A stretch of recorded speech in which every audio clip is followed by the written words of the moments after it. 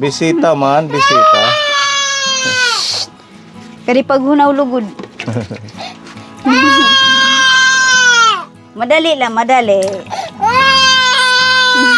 Hindi siguro sanay sa bisita, ate.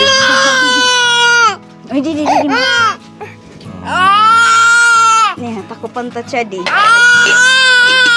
Usto na, usto. Na. Mamam. Yaya, mamam na la, dali, mamam. Ito yung bahay niyo, ate. Ito, maliit. May matirahan lang.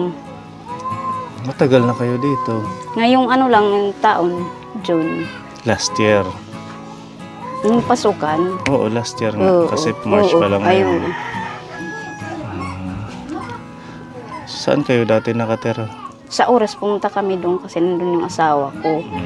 Bumalik naman kami dito kasi high school na yung panganay namin. Anong pangalan mo, ate? Ria, Ilang taon na si Ate Rhea? 39. Yung asawa mo nasaan? Andun kay bata niya, tito. Sa tito niya. Ngayon lang pumunta doon. Anong Gatid ng trabaho doon? ulam. Umaano siya dun sa slaughter. Nag-ano ng baboy, Oo. nagkakatay, ganon. Tumutulong-tulong lang. Ilan ang anak niyo? 3. Nag-aaral bukod dito sa Nag-aaral yung bunso. dalawa. Anong grade na yung isa? Grade 7 dyan sa Kumpre. Yung pangalawa namang grade 4. Dito lang sa Kampisaw. So, mag-1 year na kayong dito nakatira ngayong June. Ngayong June. So, nagkakasya kayo dito? Yung isa naming anak nandoon, kina Lablin. Doon natutulog. Yung panganay. Ito kasing bahay kapon eh. Tinabingan kila Ate Marisa dito, kila Nanay Marisa pala. Kila Lovely. So, sila yung nagpatira sa inyo. Sila yung patira sa amin. Kumusta naman ang buhay-buhay ninyo? Okay lang, pinagkakasya. Yung kita. Anong sideline mo? Minsan namamakbak. Minsan reliever sa kantin. Diyan sa may Seymour. Kantin. Doon sa yung parang bilihan ng mga snack. Pag walang pasok lang. Dati saan kayo nakatira, Ate Rhea? Dito kami. Pumunta lang kami ng oras kasi nandun yung asawa ko. Wala kayong sariling lupa o bahay? Wala na siyang titirahan. Doon yun sa kabila, dyan sa Tabuk. Sa may ilog? Oo. Ganyan sila dati. Buti pumayag si Ate Marisa na patirahin kayo dito. Para sa ko ng mga bata. Masyado Kawawa itong naman. maliit. Masyado itong maliit para sa ilan kayo? 5? 5. Tapos may baby ka pa. May baby. Kumusta naman ang paghanap buhay ninyong mag-asawa? Okay lang, pinagsasakto lang yung kita. Magkano yung kita mo sa kantin? 400 400. araw. Ano yun? Araw-araw? Hindi, pag may absent lang. Sa pag may absent doon ka, Pinapasok nila ako. Kala ko naman araw-araw. Si Marisa din yung nag-ano sa akin doon. Si Nanay Rekomenda. Marisa ang na-recommend sa'yo. Tapos yung iba mong ginagawa, Yung iba, dito sa scrap. katabi ito Yung ng babalat scrapan. ng Ng? yung babalat ng plastic. Meron Tapos, lang yung kadagdag sa kita. nagtatanggal ng mga tanso, gano'n. Hindi. Yung plastic lang. Plastic lang. Kagaya ng mineral, tatanggalan ng cellophane. Magkano naman ang bigay sa 180 bawat? araw. At least yun araw-araw. Pag wala lang pasok, kasi wala akong maiiwan sa anak ko. Nga pala, may maliit ka. Kumusta naman ang mga anak mo? Okay naman ang Okay pag-aaral lang. nila? Kakapasok naman sila. Buti naman. Hindi ko at least. pinapa-absent. Kahit Basta naman, maganda lang yung katawan, pasok kayo. mahirap yung sitwasyon. At least na pagtsatsagaan mo pag-aralin. Wala kami ditong tuna. Wala kayong lupa. Wala kami Yung sinasabi lupa mo dito. doon sa may ilog, Bininta niya kasi yung yung binenta ng asawa mo. sa pinsan niya nung nagkasakit yung panganay namin. So wala na kayong pwedeng tirikan. Kaya ito na lang sila dito nagsisiksikan ka po. Maliit siya. Ano Kuya Gabo? Opo. Paano yung pagluluto? Doon sa labas, pag may uring dyan, pag wala doon, kahoy. Naghahanap ng panggatong. Maganda dito kasi itong bahay, ito na yung iskrapan. Dyan, sa Oo, labas. hindi na siya lalayo. Kaso, Mm-mm. yung anak mo, pag walang maiiwan nga naman, Pag wala lang pasok, sideline. Pag matutulog. Pag may pasok, Pag ganyan kayo pag dito. ganun, So kung 5, kasama yung baby, yung baby dito, yung isa kong anak dyan, yung grade 4. Tapos tatay na dyan. dito yung Ako tatay sa naman may dito. pinto. Yan na. Makikita nyo, pinagsasalansan na lang yung mga damit. Mm-mm. Mahirap yung sitwasyon. At least, ganun pa man, kahit mahirap na tinatira kayo dito. Mm-mm. Tsaka malapit Sila sa lang kasi kalsada. nagpatira sa amin. Mm-mm. Tapos dito sa harap, dyan na yung kanilang... yung Maglalaba dyan. Oo. Danay sa gripo, maghuhugas. Ayan, di ba? Siksikan yung gamit. Siksikan lang. Pero at least, Okay lang, pinagtsatsagaan. hanggang sa makatapos yung anak mo.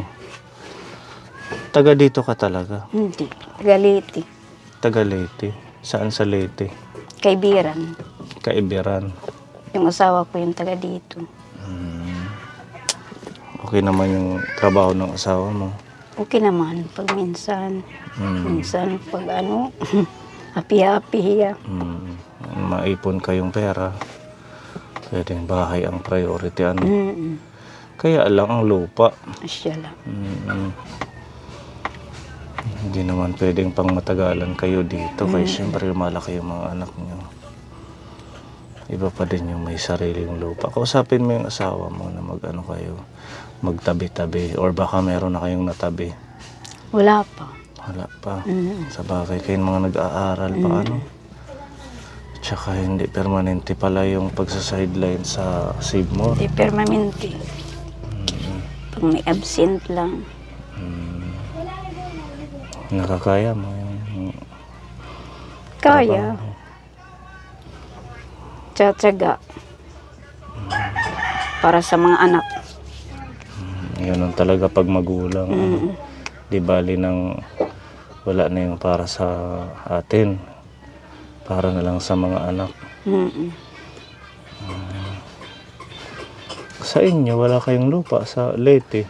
Mayroon, kaso ayaw doon ng mga anak ko. Bakit? Dito kasi sila nasanay. Kumbaga dito talaga yung pinalakihan nila. Mm-mm. Kailangan lang talaga magdubli kayo Mm-mm. sa pagtatrabaho. Tsaga-tsagaan lang. Anong ilaw nyo dito? Yan lang yan. Ha? Yun. Ito lang. Nakasaksak sa power bank. Pinapa-charge kayo dito, Marisa. Ba't di na lang Minsan kayo, nahihiya ako doon ako sa mamangkin ko. ba't di ka na lang makikonnect ng extension? Gusto ko nga ngayon makikunik. Kaso yung naman, sakto lang naman pang gasto-gasto, araw-araw. Kumbaga, Mm-mm. yung pambabayad ng kuryente, na lang sa pagkain. Pagkain, pamasahe, kabataan. Kaso malamok dito. Oo, siya lang. Kaya madilim. Kasi malapit siya dyan sa Sa junk shop. Yan yung kanilang sitwasyon Minsan dito. nagkakatulak paghapon. Itong tabing, ito na yung... Ito na yun. Nakasiminto na yan. semento na. Dun sa... Oh.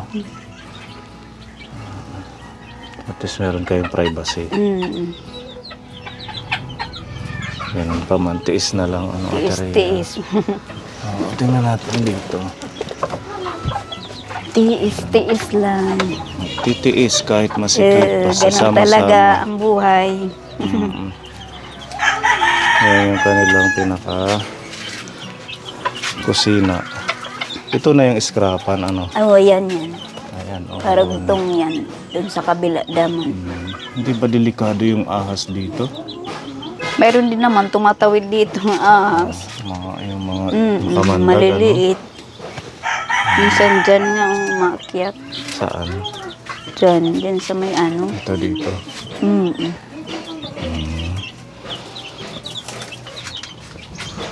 Ayan yung kabuuan ng space ni Ate Rhea kapon. Maliit lang. Pero nagtsatsaga sila. Tsatsaga. Wala man silang ibang pupuntahan. Buti na lang may nagpatira. Oo, sila Nanay Marisa. Andyan ba siya? Wala, nandoon, nagtatrabaho. Buti nakabalik siya sa trabaho. Oo, Di ba ano na yun? pinabalik Na-stop sila. Pinabalik. Oo. Pag may pasok, dito lang akong bantay ng anak ko. Hmm. Pag wala naman yung panganay ko na anak, naghahanap naman ako ng matatrabahuan. Ilan taon na yung baby? 2. Nadidi pa. Mm. Magkano naman yung bayad sa'yo sa paglalabada? Pag marami, 500 bayad niya isang araw. Isang araw na yun. Mm. Pag kaunti lang, 300, 400, ganun. Kasali ba kayo sa programang Walang Gutom? Hindi. Hindi. Mm.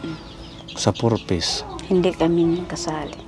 Dapat kasali kayo kasi di ba may estudyante ka naman. Mm. Nag-apply ka ba? Yung asawa ko dati, Mm.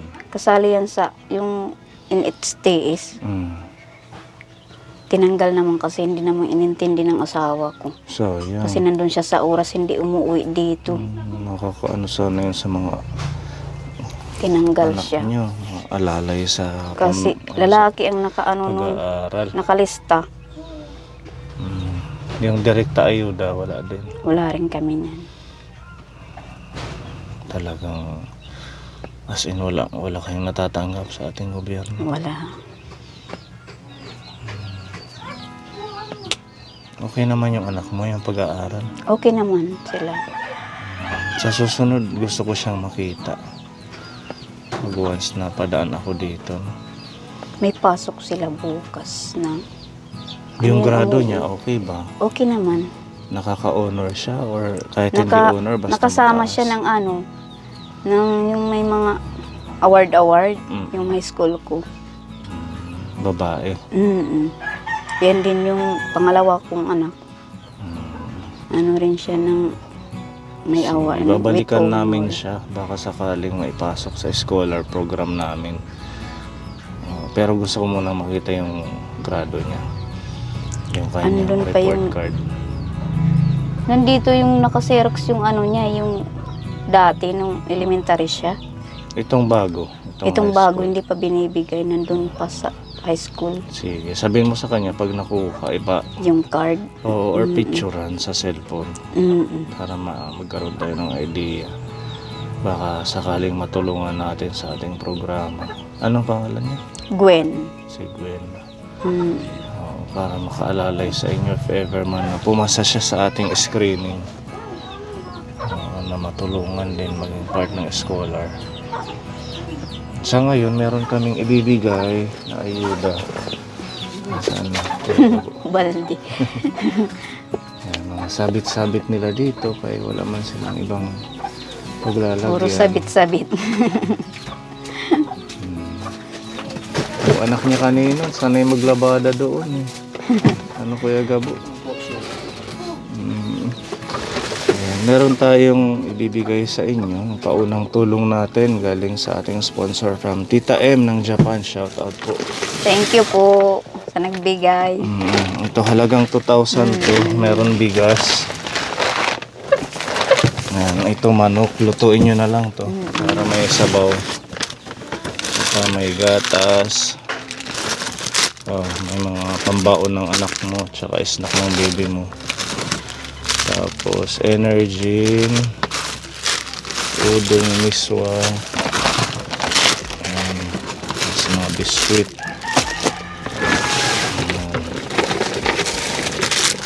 Okay. May mga noodles dito. Lagyan mo na lang to ng gulay para masustansya. Ito mga pwede mong magamit sa labada. Thank you po. Tapos may palaman ng tinapay. May mga dilata dito. May corned beef, sardinas.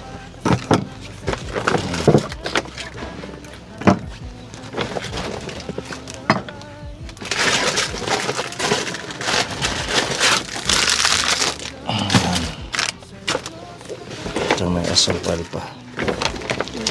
Ayan, ang ating Maraming pagmamahal salamat sa nagbigay nito. kay Tita M. Maraming salamat, Tita Im. Thank you. Ayan ka po, na isang Malaking pamilya tulong na to naman sa amin. ang ating nabisita. Maraming salamat kay Tita M. Kahit pa paano makakaalalay sa pagkain ng pamilya ni Ate Rhea. At saka mag-family planning, huwag mo nang dagdagan yung anak mo. Family planning. Baka pagbalik namin, buntis. Sir. Ha? Nagpipills up. Lalo Gusto na it. lalo na dito masikip. Tama na yung 3. Tsaka madilim. Ano, Ate Rhea? Okay na yan. Oo. Total, may lalaki na. May babae na. Kompleto na. Sikap na lang at saka Sikap at tiyaga. Para makaahon kayo sa inyong sitwasyon. And sana magkaroon ng sariling lupa din. Sana nga. Iba pa din kasi yung kahit maliit lang yung sarili nyo, di ba? Kahit bahay kubo. Kahit maliit lang. Or yung lupa nyo sa Leyte, pwede nyo sigurong yung share mo ibenta. Tapos dito na lang. Ayaw ng kapatid ko ng lalaki. Ayaw niya. Siya ang bumili. Dito kasi yan siya. Nandyan sa San Gabriel. Nandito rin yung Oo. kapatid mo. Ibig sabihin, nagpuntahan na kayo lahat dito. Kami lang dalawa nandito. Ilan ba kayo? 3 nandoon. Ay 4 kasi nag-asawa ulit yung tatay ko nung nawala yung mama ko. Nagkaroon sila ng anak iisa. Nandun yung sa Leyte. May asawa na rin. Malawak ba yung lupa niyo doon? Hindi ko pa nakita yun doon. Kung hanggang saan kay yun, hati-hatiin sa magkakapatid. Oo, total. Nandito na kayo sa Burungan para yung pinagbentahan ng share mo, Bibili ko ng dito kahit maliit lang sana. Oo, kasi total nasanay na kayo dito. Yung mga anak mo gusto na dito. Ayaw nila doon umuwi. Mahirap nga naman kung palipat-lipat. Tsaka dito na sila nag-aral, di ba? Yung baby mo okay naman, hindi siya sakitin. Okay naman. Malusog naman. Malusog naman siya. Iyakin lang. Yakin. Nanibago kanina kasi siguro walang masyadong napunta dito sa inyo na bisita. Wala, kami lang dito yan. Kaya pagdating ni Kuya Gabo, Lovelyn. nagulat ni Kuya Gabo. Sabi niya, sino kaya ito? Napakapuging artistahin. Pugi na artistahin pa. Diba? Ayan po, maraming salamat sa ating napaka-generous na Tita M sa inyong patuloy na pagmamahal sa ating mga kababayan. At ayan, isang pamilya na naman po ang ating na-reach out sa pamamagitan ng mga netizens sa social media. Pinopost ito nila, tapos tinatag tayo, nakatag sa ating page, kaya somehow nagkakaroon tayo ng bagong natutulungan. And sa mga kapwa sponsor natin, shoutout kay Tita Katya, Tita Bebelyn, Tita M, Tita Marie, Tita Mel, Tita Donna, Tita Fede, sa lahat po ng patuloy na sumusuporta, sa lahat ng mga sponsors natin. Ayan, maraming salamat po. Hindi ko na po kayo isa-isahin, basta ang aming prayers ay sana lahat tayo ay maging malusog lang. At sa mga kababayan natin dyan sa Middle East, ayan, mag-ingat po kayo, lalo na hindi pa rin na-stop yung gera, hanggang ngayon talaga namang may umuwi na nga nag-uwian na yung first batch kanina, 200. Buti tinuyang. Yung mga nasa Dubai, dahil sa takot, mga OFW, nagsi-uwi na yung 200 plus, 299 na OFW. Ikaw ba, kung halimbawa nandun ka sa Dubai or sa Middle East, doon ka nag-work, may gera, uuwi ka ba? Uuwi rin ako. Ako hindi. Kakatakot yan. Ako hindi. Alam niyo kung bakit? Bakit? Kasi kung umuwi ako, anong gagawin mo dito sa atin? Napakahirap ng sitwasyon. Diba? At least doon, mag-pray ka na lang palagi. Tapos gano'n naman ang buhay kung time mo na, diba? Oras na. dito sa ating bansa, walang kasiguraduhan kung matutulungan ka ng gobyerno pag uwi mo. Kung may tatrabahuan ka dito pag uwi mo. Unlike doon, magtitiis ka lang, magpe-pray kung talagang time mo na. Edi, yun lang ipara sa akin. Hindi ko lang alam sa iba. Kay Ate Rhea, hindi uuwi daw siya. Uwi. Sana matigil na ang giyera. Mm-mm. Kawawa yung Kawawa yung mga Pinoy. Yung ibang ano doon. kababayan natin Kababayan. at saka yung mga naghahanap buhay lang, di ba? Ayan, maraming salamat Tita M. Ayan, madaming blessings itong nabigay natin sa pamilya Thank you ni Ate po. Rhea. God bless. Thank you. Ayan, ingat ka palagi. God bless you. If ever man, mabalikan ka namin. Basta magsikap lang para sa pamilya. Sikap lang.